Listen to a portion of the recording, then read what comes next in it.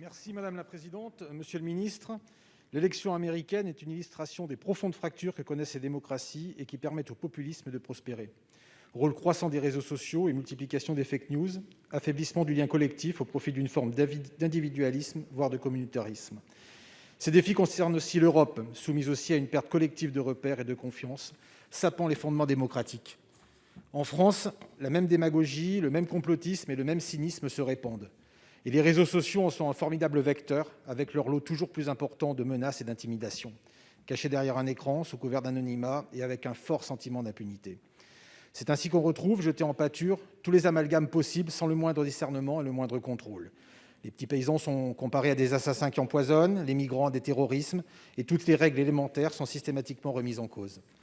Le projet de loi pour garantir le respect des principes républicains, présenté cette semaine, prévoit certaines dispositions relatives à la haine en ligne, permettant d'élargir le champ d'action de la justice.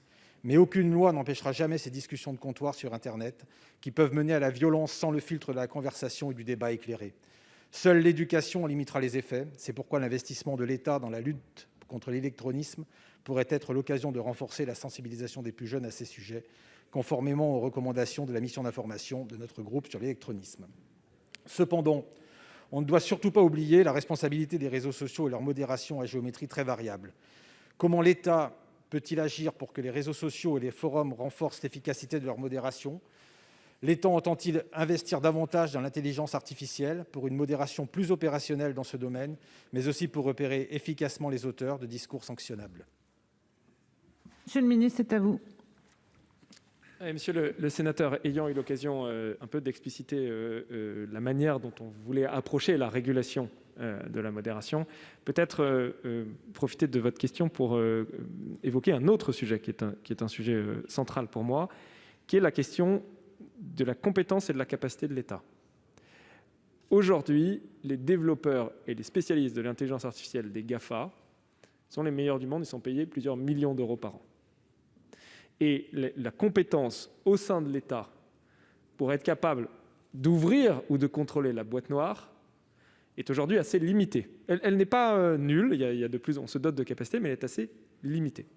Et donc, au cœur de la question de la capacité et de la pertinence de l'État, il y a bien évidemment la législation, et on a beaucoup de débats là-dessus, mais il y a la capacité à se doter des moyens, parfois à offrir des conditions attractives pour récupérer des gens qui sont capables de parler au même niveau que les spécialistes qu'ils ont en face. Faute de quoi, tout ce qu'on votera et tout ce dont on pourra discuter sera complètement vain. On a commencé à travailler sur cet élément en créant le pôle d'expertise de la régulation numérique, qui est en fait rassembler des spécialistes du big data, de l'intelligence artificielle au sein de l'administration, en le mettant à la disposition de toutes les autorités et de toutes les administrations. Parce que c'est un problème, cette question de la compréhension des algorithmes, que rencontre la DLC, que rencontre l'ARCEP, que rencontre la CNIL, que rencontre le CSA, que rencontre la DGCCRF, que rencontre la DGE et toutes les administrations. Or, ces compétences, elles sont rares et chères. Et donc, je crois qu'aujourd'hui, c'est une petite dizaine de personnes, mais ça va monter en compétences. Notre idée, c'est de créer ce pôle d'expertise dans lequel pourront venir piocher les différentes institutions, parce qu'on a aussi besoin, bien sûr, de faire des lois, mais de se doter des capacités de réellement les appliquer sur le terrain et en ligne. Monsieur Gold, vous pouvez répliquer pendant 47 secondes. Merci Madame la Présidente. Le rôle des modérateurs, vous l'avez rappelé dans vos propos, est surtout de mettre les horreurs sous le tapis, sans action vis-à-vis de leurs auteurs. La formation, bien sûr, mais aussi l'intelligence artificielle doit aussi pouvoir repérer à la source la plupart des causes de départ de discours haineux, où s'engouffrent ensuite tous les abus sanctionnables. Et je note avec enthousiasme vos propos sur le pôle d'expertise. Merci. La parole est à Jérémy